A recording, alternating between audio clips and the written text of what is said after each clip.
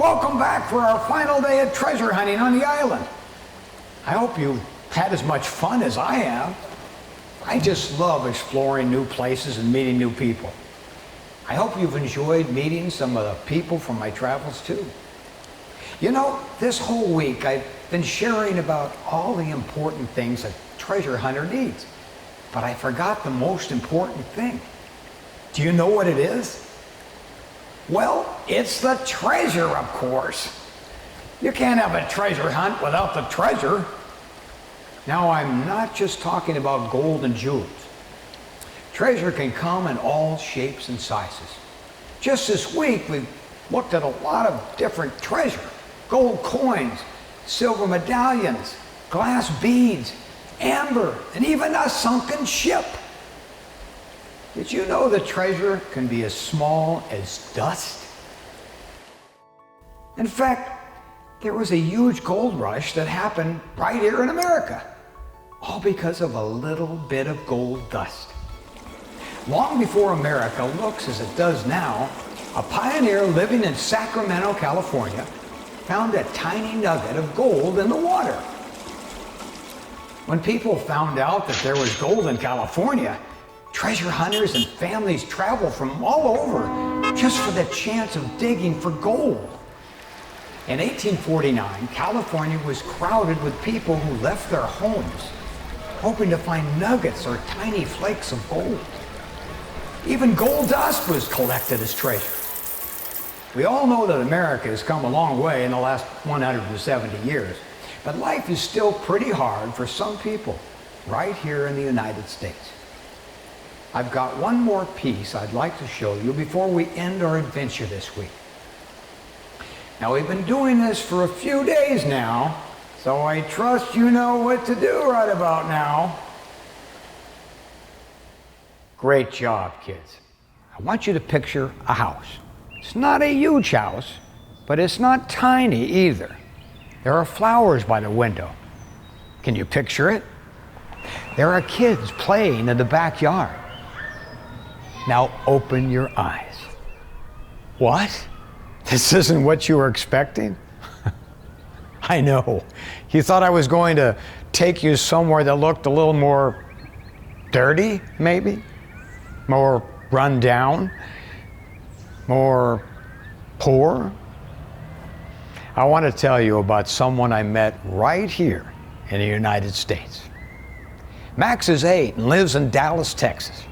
To most people, Max doesn't look like he's poor. He doesn't have to beg for food or work in a brickyard. He gets to go to school. He even lives in a house with his parents and his siblings, and aunts, and uncles, and cousins, and grandma.